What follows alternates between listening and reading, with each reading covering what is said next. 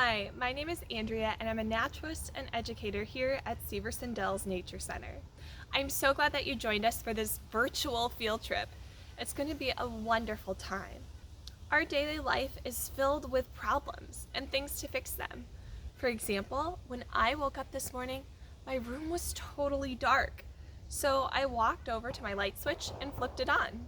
Then I could see everything in my room because the lights were on. You see, humans invented light bulbs, light switches, and electricity to solve the problem of it being dark sometimes. Today, I'd like to talk about human problems that were solved by nature. This is called biomimicry, when humans look to plants and animals and other things in nature to solve problems with their inventions and designs. Let's start exploring.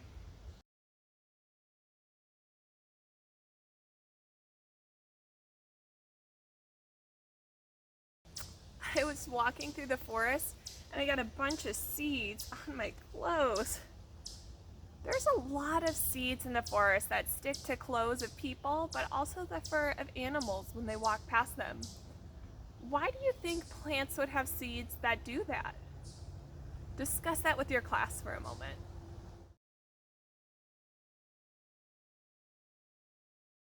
These seeds stick to us because it's a great way for them to spread or disperse through the forest. And believe it or not, this sticky situation has a lot to do with how you get dressed in the morning. Let me explain. Your clothes are designed to stay on all day. Well, over 50 years ago, some of the only ways to get them to do that were with a lace, a button, or a zipper. Laces and buttons take a lot of time to do, and zippers are sometimes hard to work. So what's the solution?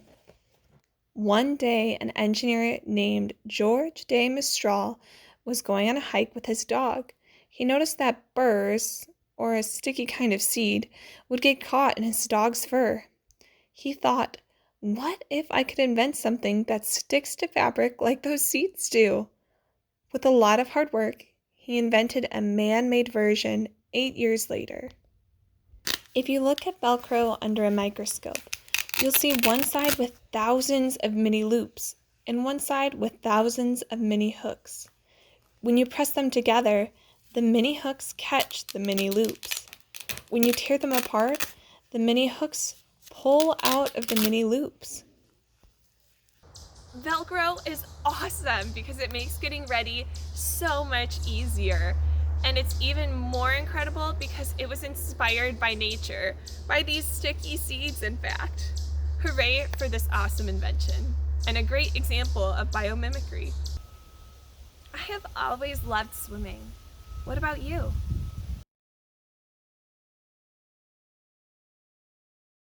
We have learned a lot from animals about how to swim. Think about what you can do when swimming. Now, think about some animals that you know can swim. Do your movements remind you of any animal's movements?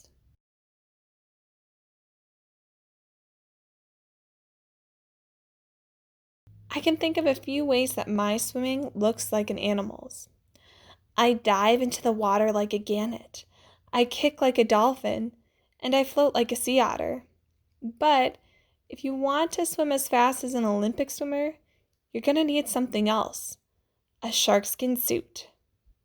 Sharkskin suits are not made out of actual sharkskin, but their fabric is designed to work like sharkskin. Look how this swimsuit's fabric looks a lot like these shark scales, also called denticles.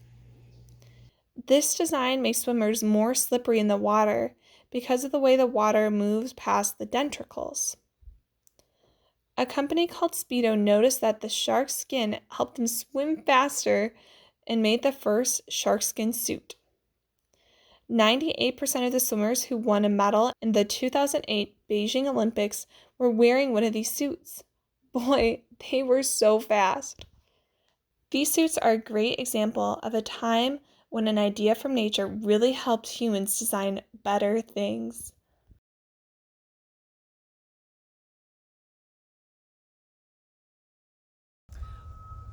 Well, I love to get wet when swimming. I like to stay dry in the rain. What do you do to stay dry in the rain? Discuss this with your class for a moment.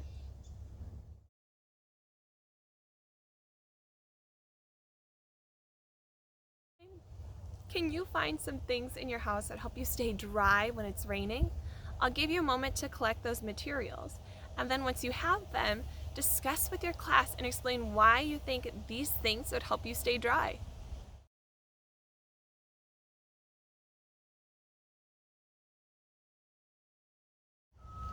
A lot of waterproof or water resistant things work the same way, which of course is inspired by nature. Let's explore.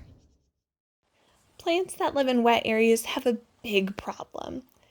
They don't want to get too wet. Well, how do lily pads in lakes or flowers in rainforests stay dry then? When a raindrop hits a regular leaf, it usually flattens out and stays there, like our folder. These special rainforest and wetland plants have little micro spikes on their leaves that you can only see under a microscope. When a raindrop hits these spikes, it keeps its round shape and rolls right off the leaf, or at the very least, it doesn't flatten and absorb into it. Because these spikes keep the raindrops round, they can roll off the leaf and keep the plant dry. Most rain jackets, umbrellas, and other waterproof fabrics work the same way. They also have micro spikes that keep the raindrops round. Let's see it in action. Both the fabrics are getting water on them, but the rain jacket keeps the round shape of the raindrops, while the raindrops on the t-shirt flatten out, and the t-shirt absorbs them. Next time you go walking in the rain, thank these plants for keeping you dry. Wow, we learned so much about biomimicry today. We saw how Velcro was inspired by sticky seeds, the fastest swimsuits look like shark skin, and how rain jackets have little spikes on them just like lily pads and some rainforest plants do. Isn't biomimicry amazing? I have 2 follow-up activities for you. Your teacher may have you do one, both, or none, so make sure to check with your teacher before you go forward.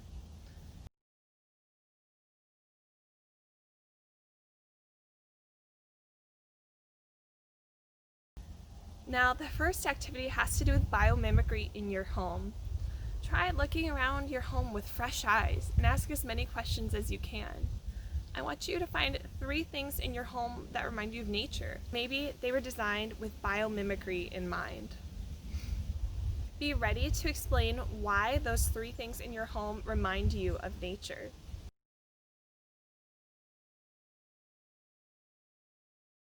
Once you have done that activity, I want you to go into a safe outdoor space. Maybe it's your backyard, maybe it's looking out a window or a local park. Think about the nature around you and observe it very closely. Can anything in nature solve one of your problems? If you can, use something in nature or design inspiration from nature to make an invention that makes your life easier. If you don't have the resources to do it, maybe draw a picture of what that would look like and be ready to share that with your class.